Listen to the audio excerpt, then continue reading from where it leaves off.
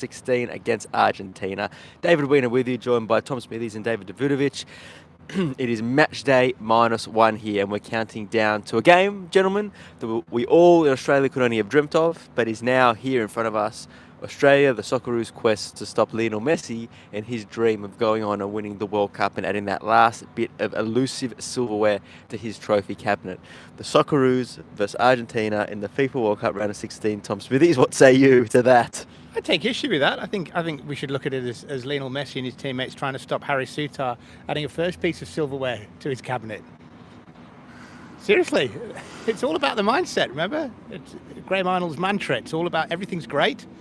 And seriously, we've got to be positive. Like, we've reached the land of make-believe. This is something that we didn't think was possible. So we're just surfing the wave, all of us. We're all running on adrenaline, us, let alone the players. We're all running on just the glory of what's happened so far and seeing how far it can take us. Certainly positive here. It's just a sense of excitement that this is something that.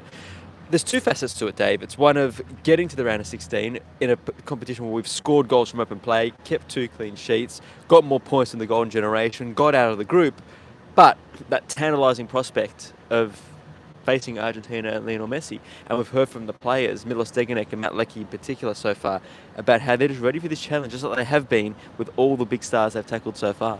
Yeah, you couldn't have scripted it.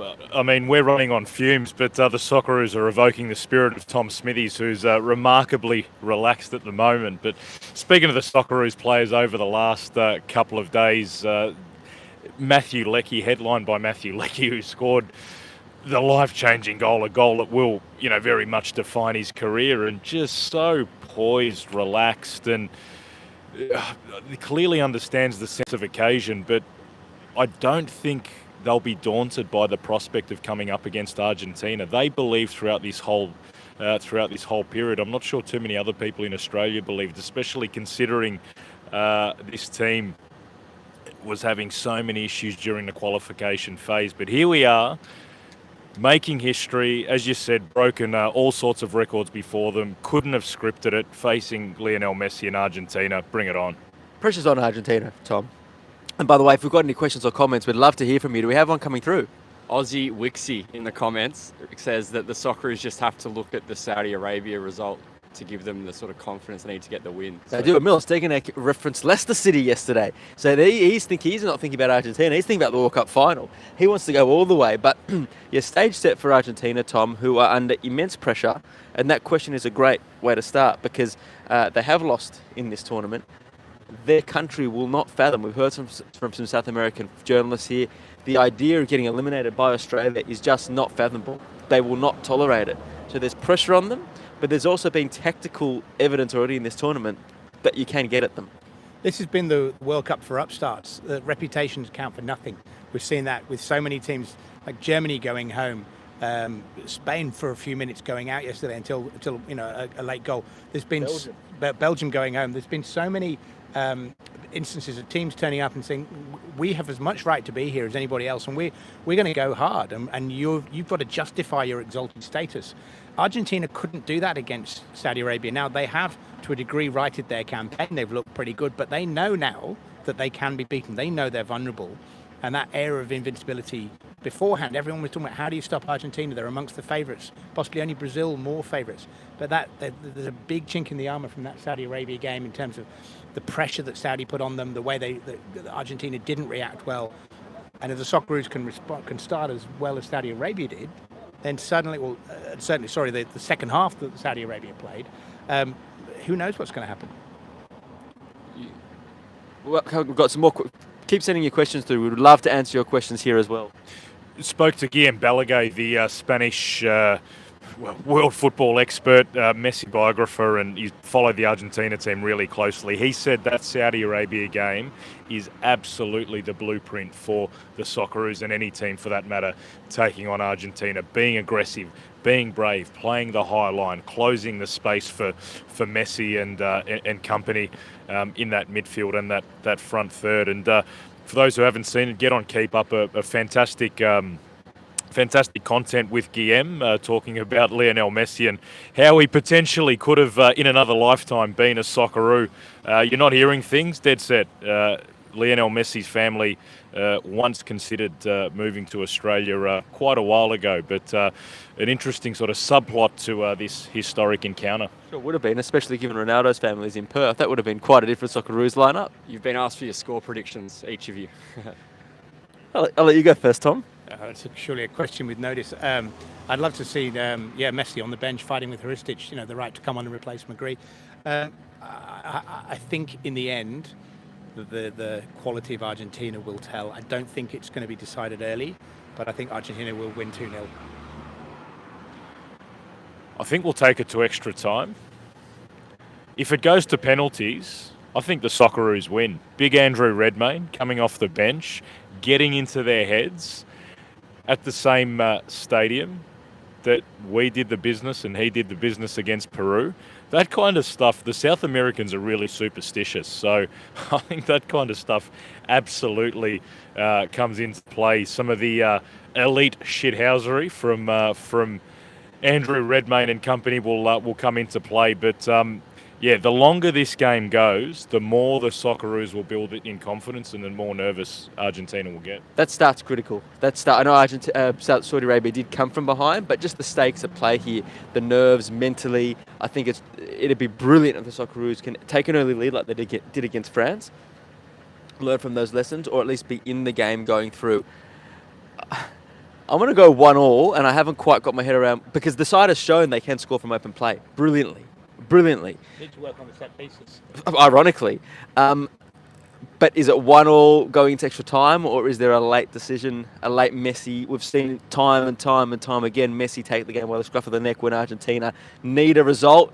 Is Matty Ryan making a top corner save in the 89th minute to get it to extra time? There's just so many.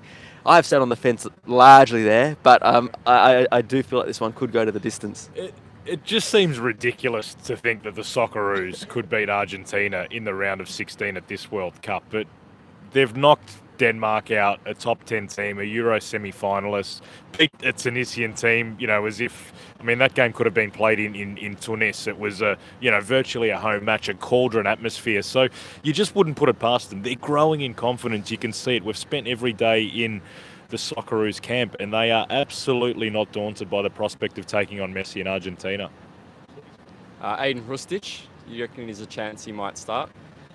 That comes down to, I think, tactics now, not fitness. And there's a few things to consider here. One is the approach to taking on Argentina. Two is the conditioning, because it's 48 hours or so, a bit more than 48 hours between games. The side has run a mile after mile defensively. They put a lot of effort into that. The last game, Graham Arnold said for the first time in years he hadn't named his team on matchday -1 because he was giving them to the 11th hour to work out who was fit, who had pulled up. And in fact, he put down the first 15 minutes against Denmark, where Denmark did start strongly, to the Socceroos being not just nervous, but also trying to get the legginess out of their system. So the selection of Hrustic, Tom, I think will be as much about conditioning as it is about tactics. And I think if you look back to last season, the number of games Riley McGree played for Birmingham and was playing every 3 days for them in the struggling Birmingham side, did really well. Was linked with Celtic and went to Middlesbrough as a result. I'm pretty confident unless he's got some sort of muscle issue or whatever, just on pure energy levels, I'm pretty confident that McGree can start, and I think he becomes so important to stopping the Argentine team playing out from the back and funneling the ball to all their wonderful ball players, obviously including Messi. I'm just slightly concerned that the viewers who may not be aware of what we're talking about in terms of Peru and Andrew Redmayne, that maybe, Dave, you could illustrate what Andrew Redmayne does to against penalty takers. Marvellous. Oh, come on, we need to hold the viewership here, Dave. But that's a really interesting point, though. The South Americans are so aware of the Socceroos, not just because of the Peru game, because of the Uruguay game. That history seeps through. They have not forgotten that. They know Australian football. So they remember the Argentina game from 30 years ago. The Olympics, there is actually quite a bit of history building up between our two continents. So there's so many different layers and subplots to this. What's your view on Hrustic, though? I don't think he'll start. I don't think the way this tournament's unfolding and the way the Socceroos are playing necessary plays into him starting. I think he absolutely plays a role in this game, particularly if the Socceroos are chasing a goal. In addition to his technical ability, and technically he's outstanding, and again he'll be one who'll he's got that swagger. He'll feel absolutely at home on the pitch against this Argentina team. That confidence will be important, that technical ability. If we are chasing the game, he probably comes on late. But a guy like Keanu Bacchus has really played himself into the equation here. His performance in that second half against Denmark was outstanding, and those legs, the box-to-box kind of ability of a Keanu Bacchus, I think probably comes into play if there is a change in midfield, more so than a Hrustic. But as much as right now, as it stands, I don't think Arnold 100% knows what his first 11 is, because the players are still being assessed fitness-wise and whatnot. Assuming everyone is okay, I think they'll go in unchanged. Ozan in the comments here has asked if we stick to Messi like the Saudis did, or do we go man-on-man instead? Stick to Messi or go man on man. I think, well, if we're going man on man, someone will have to stick to Messi in the end there. But I think a bit more sophisticated than that, Tom. I think the side showed it against Christian Eriksen in Denmark, and obviously Christian Eriksen is world class, but Messi's obviously another stratosphere. Is they had a tactical setup to cope with that. Again, took some adjustment after the first 10-15 minutes where he was picking up a lot of space. We were sitting next to each other and we're going, this might be quite tricky, but the side adjusted. I think it'll be a lot more sophisticated than that, Tom, and will play off the Saudi Arabia lessons plus the way the Socceroos are played, which is to press high, be aggressive, close the space, get into higher areas of the field. So if Messi does get the ball, the damage is not in as dangerous areas. Absolutely, and the answer is that yes, someone will stick to Messi, but who that is will depend on where he is on the pitch and who's the closest to him. There will not be a dedicated man-on-man marking whose job is simply to mark Messi. They will go. I don't think they'll go man on man. They'll mark space and they'll mark in combination. So particularly when players like Messi get the ball, they'll try and have two players on them. But then they'll also be trying to eliminate the avenues of where that player can lay the ball off to. Keep the questions coming. We're loving them too, by the way, guys. Yeah, the lines were really close, the defensive and the midfield line. Then you've got, Matty Ryan, who is a sweeper keeper, essentially plays that really high line, and that really plays into it. Looking at that Saudi Arabia template, at some stages it looked like it was a suicidal high line. It was unbelievable, and Argentina almost got through, had scored 3 goals that were disallowed, but in the end it worked. They got the chocolates. But you look at Irvine and Moy in the midfield, and the way they work together and their understanding. I mean, they pretty much started every game in qualifying, and as much as they are really offensive-minded midfielders, not natural number 6s per se, the defensive side of their work at this World Cup has been absolutely outstanding. Irvine has run miles beyond we can even fathom. But the other thing that Moy did in that situation, in that role, was he took the sting out of the game too. We talk about game management against France, Paul. Game management against Denmark was excellent, particularly as they had to try to take the sting out in the first 15-20 minutes, slowed it down. The amount of players were going like this, but then instead of looking for risky balls, Moy was able to circulate it really, really cleverly. One other thing, just on the high line, we noticed, because the atmosphere was quite tepid, actually. I think it was tepid, it was tense against Denmark, so it was quite quiet. You could actually hear Matt Ryan communicating with his defence, and we all turned to each other at one point when you could hear him go, up, up, up, effectively trying to do exactly what you said, Dave. When there was a risk that the Socceroos were drifting, he made sure that line got maintained. Dan Canham has asked whether Garang Kuol will get a run against Argentina. Will he get Messi's shirt if he comes on?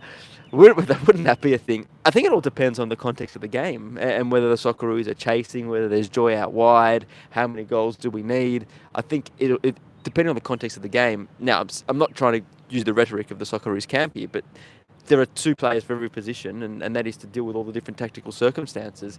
We've seen Mobile come on, we've seen Bacchus come on, we've seen Degenek come on, there's different options, and I think Kuol is legitimately here as an option if the circumstances dictate it. We've seen Kuol come off the bench in precisely those circumstances against France, where they were chasing the game and a few goals behind, not come off the bench when it's been trying to solidify a positive result, and that's exactly how it will unfold. If they are chasing the game against Argentina, then what's to lose? They'll have the pace of Kuol to try and get in behind. They'll probably put extra strikers on. But if glory be it's a draw, or even imagine Socceroos winning, Kuol won't come on. Keep the questions coming, guys. We've got a couple more minutes to go, so we can answer a few more questions before we do move on. Yeah, if Qual doesn't come on, it could be a good thing for the Socceroos because it means that we could be, killing off or holding off the game, holding off a lead. Wouldn't that be something else, And then all of a sudden, I think it's your backers, Devlin types who are just going to come on and give them some legs and some energy. But, you look at someone like Matthew Leckie, who at the end of that game, he's got ice packs on the back of his calves, was absolutely cooked. But he is a physical specimen, so you back him in to come back to recover. He'll be absolutely sore. He's probably still limping around today, 30 odd hours ahead of kickoff. But come tomorrow, game day, the recovery's been amazing. And what's been important is just the little 1%ers for the Socceroos, the Aspire Academy, the playing all the games at the same stadium. And I think all of these little things have kind of combined to really help them help them get to this stage, this knockout phase. We discovered Matt Leckie's bike riding inside the pool yesterday as well. So excited about that, yeah, inside the pool. Those 1% is absolutely critical, and keep an eye on the KEEPUP app because Tom, you've gone through and found all the data about the side and who is doing what and the contributions, and it's a really interesting reading. So that'll be on the KEEPUP app for you on game day on Saturday, or match day -1 in Australia on Saturday. Comment here saying that the right side has been the sort of weak point of this Australian team. How do you think the guys will go against Argentina? The right side? I'll let Dave comment on that then. That's the right side according to the viewers. So. The right side has been the weak side of the Australian team. Well, we just mentioned on another live, we were doing how impressive Aziz Beich has been. He's been solid for the Socceroos for a while, but here he's been bossing it. Right side, there's been some tactical tweaks for a reason, Tom. But also, I think in Miller Stegenet, they've probably found someone who's blown us away, guys, as a leader. So you bring that leadership quality onto the pitch, plus for tactical reasons, that's probably where the Grey Marner will be going for this game. I think there's two words that skew that perception. One is Kylian and one is Mbappe. That Nathaniel Atkinson, I'm still after 3 weeks struggling to say his first name. Atkinson. Call him Nathan Atkinson. He struggled against Mbappe, relatively speaking. In fact, his numbers weren't bad at all. I think it was something like 16 one-on-ones. And he only actually got beaten 3 times against one of the very, very best players in the world. Anybody would have struggled. And France funneled the ball through Mbappe in that first game.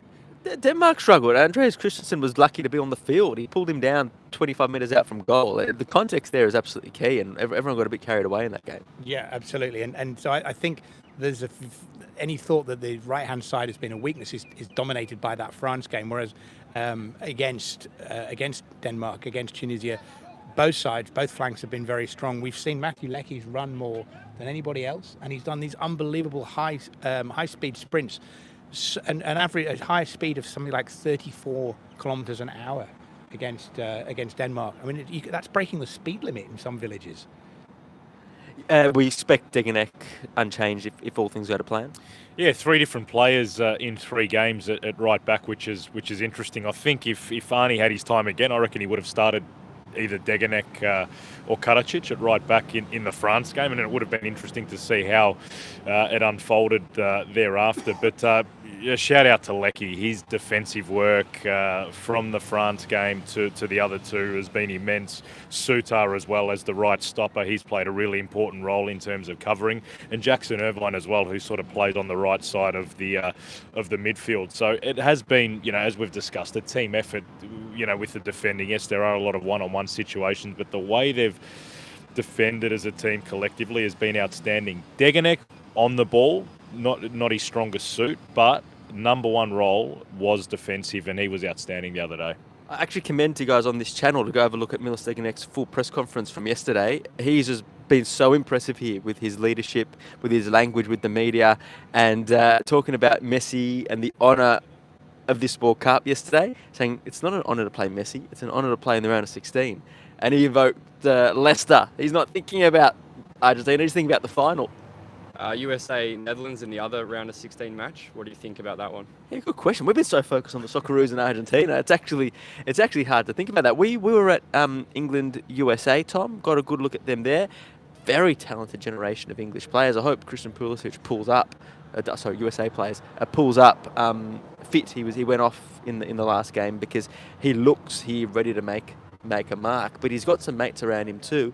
Netherlands, it's one of those situations where they've got through a group relatively comfortably, and you wonder whether that's a false dawn or whether they're ready to hit now. This is a great matchup. Not a bad generation of English talent either, to be fair. But the Dutch thing is interesting. Like, they haven't hit their straps. Talking to a professional Dutch coach who was over here a couple of days ago, and he was talking about their tempo and how slow they're playing. It is a function, I think, a little bit of even with the air-conditioned stadiums. Some of the games, England's tempo has been poor. We've seen it from a number of teams, but the Dutch have the talent. So far it hasn't exploded. What the Americans have done is make their country really proud. They have played really upbeat, exuberant brand of football. They're a good bunch of guys. They're very positive. They wanted to play on the front foot against England. They probably deserved to get maybe even get more out of that than just a point. It's a really intriguing tie to see. Will the class of Holland prevail, or the upstartedness of America? Last question, guys, as we wrap up here, and we've got to get on to the 2 press conferences today, so we'll keep an eye on the KEEPUP app a little bit. On Saturday in Australia, we'll bring you all the latest build-up into the game. A final thought on Lionel Messi, Argentina. That is the rival. That is who we're playing against. It is a 1,000th game. This is the quest to win the World Cup. Australia is in the way. The whole world will be watching. Ronaldo and Messi transcend everything. We'll see the jerseys all around here. They're the 2 players that transcend everything that's going on. It's a momentous occasion, but the pressure is on Argentina. Australia has the opportunity here to make a nation experience a result they simply cannot fathom as acceptable. Well, the Socceroos have already made a global statement. We've seen more media from around the world turn up to Australian press conferences over the last few days. Even off the back of the Tunisia win, there's been heightened interest. Should they pull off one of the great upsets of all time, they will absolutely put themselves on the global map. This would be the biggest story of the World Cup thus far. An unfancied Socceroos team that, to be honest, not many people around the world know. A lot of journos, you kind of ask them, well, what do you know about the Socceroos? They know bugger all. They couldn't name one player, quite a lot of them. And these are people that follow the game, that follow world football. So if the Socceroos can pull off an upset and end Messi's quest for an elusive World Cup crown, it would be one of the great upsets of all time in the story of the World Cup. I think one really important point for us to finish on is it's stuck here in the middle of the World Cup. We have a sense of what Australia is doing and the impact, the global impact it's having, and the impact in Australia, but we don't really have a true sense of the breadth of it. We've seen the video, just like the players, we've seen the videos of all the live sites. So looking at, there are 11 different cities across Australia are hosting live sites. I know of 3 in the inner west of Sydney alone. So thousands and thousands and thousands of people are going to get out of bed to be there for 6 a.m. to watch this national team that has taken the country by storm. We're getting a fraction of it here, but I think it's only as the World Cup unfolds and then the months afterwards unfold and we see the global interest there will be in the Socceroos as a result of this, that the impact of what this team has achieved will really begin to sink in. And irrespective of progress or not, the impact it will have hopefully on football in Australia. We have had moments, we have had false starts, we've had fabulous achievements, but this is one off the back of this. We head back into the Isuzu A-League on Friday the 9th of December. I think that's the date. What day is it now? I don't even know. But it's an opportunity to build on something beautiful and extraordinary as the power of our game, and I can't wait to see the scenes in Australia at 6 a.m. on a Sunday where live sites will be packed and people will be getting together to watch the game that we all love and enjoy and admire these players who are going off to take Argentina on tomorrow. Gents, thanks for your company. We best be off to the media centre to see these 2 pre-match press conferences. To you out there, thanks for your company today. Thanks for your questions, and we will see you again match day minus. No, we'll just see you next time. Match day minus none. Match day minus none. It's time for the game. Until the next time we speak, enjoy your World Cup action.